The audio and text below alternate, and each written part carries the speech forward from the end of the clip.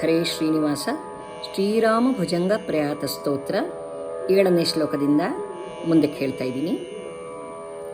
ಪುರಪ್ರಾಂಜಲೀನಾಂಜನೇಯಾದಿಭಕ್ತಾನ್ ಸ್ವಚಿನ್ಮುದ್ರಯಾ ಭದ್ರಯಾ ಬೋಧಯಂತಂ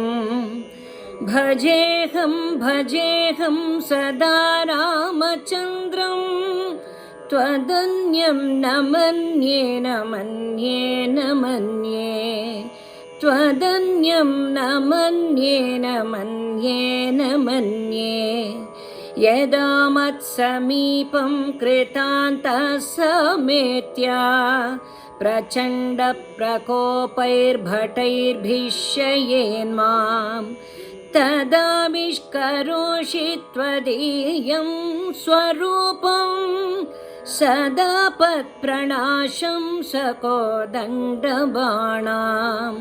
ಸದಾ ಪತ್ಪ್ರಣಾಶಂ ಸಕೋದಂಡಬಾಣಾಂ. ನಿಜೇ ಮಾನಸೇ ಮಂದಿರೇ ಸನ್ನಿಧೇಹೇ ಪ್ರಸೀದ ಪ್ರಸೀದ ಪ್ರಭೋ ರಾಮಚಂದ್ರ ಸ ಸೌಮಿತ್ರಿಣಾ ಕೈಕಯೀನಂದನೇನ ಸ್ವಶಕ್ತ್ಯಾನುಭಕ್ತ್ಯಾ ಚ ಸಂಸೇವ್ಯಮಾನ ಸ್ವಶಕ್ತ್ಯಾನುಭಕ್ತ್ಯಾ ಚ ಸಂಸೇವ್ಯಮಾನ. ಸ್ವಭಕ್ತಾಗ್ರಗಣ್ಯೈಃ ಕಪೀಶೈರ್ಮಹಿಷೈಃ ರನೀಕೈರನೇಕೈಶ್ಚ ರಾಮ ಪ್ರಸೀದ. ನಮಸ್ತೆ ನಮೋಸ್ತ್ವಿಶ್ಯ ರಾಮ ಪ್ರಸೀದ. ನಮಸ್ತೆ ನಮಸ್ತ್ವಿಶ ರಾಮ ಪ್ರಸೀದ. ಪ್ರಸಾಧಿ ಪ್ರಸಾಧಿ ಪ್ರಕಾಶಂ ಪ್ರಭೋ ಮಾಂ. ನಮಸ್ತೆ ನಮೋಸ್ತ್ವಿಶ ರಾಮ ಪ್ರಸೀದ.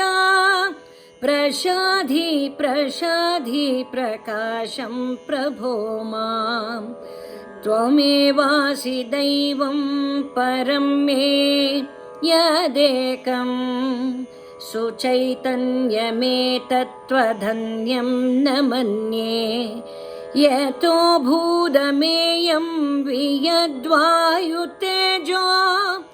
ಜಲೋರ್ವ್ಯಾಧಿಕಾರ್ಯಂ ಚರಂ ಚಾಚರಂ ಚ ಜಲೋರ್ವ್ಯಾಧಿಕಾರ್ಯಂ ಚರಂ ಚಾಚರಂ ಚ. ನಮಃ ಸಚ್ಚಿದಾನಂದರೂಪಾಯ ತಸ್ಮೈ ನಮೋ ದೇವದೇವಾಯ ರಾಮಾಯ ತುಭ್ಯಂ. ನಮೋ ಜಾನಕಿ ಜೀವಿತೇಶಾಯ ತುಭ್ಯಂ. ನಮಃ ಪುಂಡರೀಕಾಯ ತಾಕ್ಷಾಯ ತುಭ್ಯಂ. ನಮಃ ಪುಂಡರೀಕಾಯ ತಾಕ್ಷಾಯ ತುಭ್ಯಂ.